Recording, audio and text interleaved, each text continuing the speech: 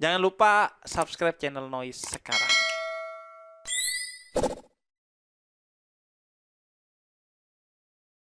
Makanya lu baca Quran deh, biar tahu lo berulang-ulang begini.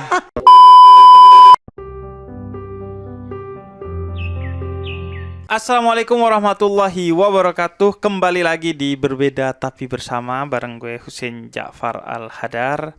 Dan kali ini kita akan bahas topik yang deket banget sama gue, yaitu tentang segala hal seputar bahasa Arab. Sama Gina, Najah, Ha. Gue dikasih taunya H doang. Setahu gue H kalau di depan itu haji atau hajah ya. Kalau di belakang apa tuh? Hajidah. Hajidah. Oh, Hajidah. Ya. Sebenarnya salah nama sih. Gue manggilnya Gina ya. Ya. Lu bahasa Arab di UI, di Fakultas Ilmu Budaya. Di UI itu ada satu fakultas ilmu budaya, isinya bahasa semua, Bib. Bahasa semua. Kalau bahasa Arab, sastra Arab tuh ya. Buat apa lo awalnya belajar sastra Arab? Oh gitu. Sendiri apa yang ada di jurusan nih? Yang maksudnya? ada di jurusan apa dulu? Yang ada di jurusan kebetulan kalau di UI itu kan dia lebih umum ya, program studi Arab. Nah, di kita belajar linguistiknya, sastranya, juga latar belakang sejarah. Sejarahnya. Jadi kita bisa lihat misalnya sejarah Turki Utsmani, sejarah Abbasiyah, Umayyah gitu. Itu di sastra Arabnya belajar tentang itu. Gitu. Kalau lo pribadi? Kalau aku ngambilnya linguistiknya. Linguistik itu tata bahasanya. Sejarah, linguistik itu beda-beda jurusan. Beda-beda peminatan. Iya. Tapi ada di jurusan yang satu jurusan itu. Nanti peminatannya biasanya semester 5 ke atas ya? Iya gitu. Peminatannya kemana nih? Nah, aku ngambilnya linguistik. Linguistik. Dan sekarang akhirnya lo dosen di sana? Iya. Di UI? Di UI. Dosen bahasa Arab? Iya, dosen bahasa Arab. Nah, disinilah berbedanya. Kalau Mbak Gina semangat belajar bahasa Arab, saya waktu kecil sudah enak sama bahasa Arab. Oke. Mungkin karena memang sudah gennya udah Arab, ya ngapain masih belajar bahasa Arab. Iya, karena kita tuh dulu kan memang banyak kosakata bahasa Arab, tapi yang amiyah, ya, yang sudah kita gunakan untuk pembicaraan di keluarga dan di kampung. Bahasa Arab tuh kan ada amiyah, ada fusah ya Pak. Iya betul. Nah itu gimana tuh bedanya dulu amiyah fusah tuh? Amiyah itu dari kata umum. Jadi orang-orang yang nggak belajar pun dia insya Allah bisa. Dari mana? Dari bahasa ibu, Bib. Itu bedanya. Jadi apa yang didengar itu yang dikeluarkan. Itu amiyah. Nah gue gitu tuh. Jadi dia nggak perlu tahu tuh grammarnya apa. Pokoknya dia dengar, dia keluar, itu amiyah. Iya. Tapi kalau fusha itu artinya dari fasih. Fasih itu betul. Nah jadi secara grammar benar. Fusha itu paling fasih, fusha itu bahasanya ya.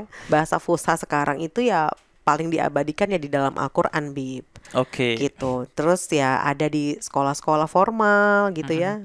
Itu yang akhirnya melestarikan bahasa fusha. Ini nggak bisa disebut bahasa baku nggak kalau dalam bahasa Indonesia? Betul, bahasa baku, bahasa formal. Bahasa formal ya. Bahasa formal. Makanya kaidah-kaidah bahasa Arab itu diambil bukan dari amiyah, Bib, tapi dari Al-Quran. Iya. Gitu. Nah, Al-Quran yang kemudian menggunakan kaidah bahasa Arab atau bahasa Arab yang kaidahnya diambil dari Al-Quran. Jadi gini, Bib. Al-Quran kan turun itu nggak dalam keadaan nggak di dalam ruang hampa. Al-Quran turun tuh bahasa Arab sudah ada dan sudah bagus gitu ya.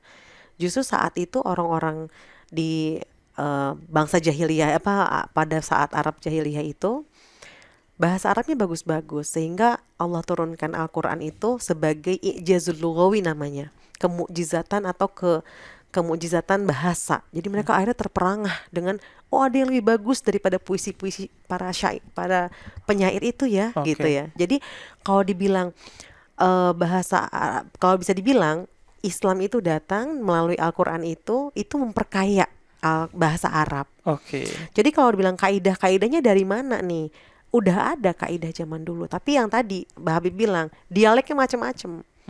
Nah, tapi kalau Al-Quran itu satu. Satu. Iya, kalau kaidah disusunnya itu setelah Al-Quran datang, baru disusunlah ada kaidah-kaidah bahasa Arab. Oke. Dan Gitu. dalam beberapa kasus Al-Quran tidak mengindahkan kaidah itu. Iya, betul. Nah, kalau tidak sesuai dengan kaidah berarti ada sesuatu di situ Oke. ya. Oke. Keajaibannya itu deh. Keajaibannya itu ya, Keajaiban untuk Al-Quran. menunjukkan emang ini nggak terikat sama kaidah ya. Untuk gitu. juga menunjukkan ini nggak ditulis oleh manusia ya. Betul. Ini juga yang sering dipertanyakan juga adalah kenapa kata ganti Allah khususnya di dalam Al-Quran itu selalu maskulin, Oke. nggak pernah feminin. Heeh. Anda sebagai wanita kan harus. Oh gitu ya. Ada sebagai wanita. Kenapa diprovokasi? Enggak. Gini, Bib. Tadi kan ngomongin huruf nih ya. Huruf. Coba Allah ada berapa huruf tadi? Alif, lam, sama ha nih. Nah, kalau dari tulisannya nih, Bib, Allah itu nggak ada tanda-tanda feminin emang. Kalau di Arab, tanda-tanda feminin tuh paling gampang itu ada tak marbutoh di ujungnya. Oke, tak marbuto itu. Contohnya kita ustadz ya. Ustadz tuh laki-laki perempuan kan laki-laki. Ustadz laki-laki. Kalau perempuannya jadi ustadzah, ustadzatun gitu ya. Iya. Nah, misalnya lagi apa? Misalnya tabib ya, tabib dokter, laki-laki. Terus kita tambahin deh tamar butuh jadi tabibah gitu ya. Nah, jadi secara tulisan aja memang dia tuh udah maskulin. Nah, berangkat dari sejarah yang tadi tuh, Bib, yang ada nggak sih kata Allah itu sebelum Islam? Ada ilah tadi. Dan orang-orang Arab itu sudah mengkategorikan ilah itu menggunakan domir maskulin, menggunakan kata ganti maskulin. Kenapa? Karena kalau kata Imam Syibaweh nih, pakar guru-gurunya Nahu gitu ya. Nahu itu gramatika Arab ya, benar. Gurunya gramatika Arab, dia mengatakan bahwa yang maskulin ini mempunyai makna yang lebih luas. Jadi maskulin ini bisa mencakup makna feminin, sedangkan feminin itu khusus. Jadi makanya dibilang huwa itu ya netral jadinya. Nah, tapi selain itu ya, Bib, dalam gramatika Arab memang ada pemisahan ya. Laki-laki, perempuan itu karakter bahasanya. Itu menunjukkan bahwa bahasa Arab itu emang bahasa yang sadar gender. Sadar banget, makanya dia pisah semuanya tuh. Kata kerjanya pisah, laki-laki perempuan. Kata bendanya pisah, laki-laki perempuan kata gitu ya. Kata jamaknya. Iya. Nah, dalam gender itu, Bib, ada dua fungsi. Di kategori yang pertama untuk menunjukkan jenis kelamin, ya. Zatnya itu feminin gitu. Zatnya itu maskulin. Tapi yang kedua adalah untuk menunjukkan jenis gendernya saja, jenisnya aja, jenis kata itu, jenis maskulinnya. Nah, untuk Allah ini bukan menjelaskan zatnya, Bib. Kalau ustadz tadi menjelaskan zatnya. Ustadzah, ini penting nih biar gak salah nih. Bukan berarti Allah laki-laki ya. Iya.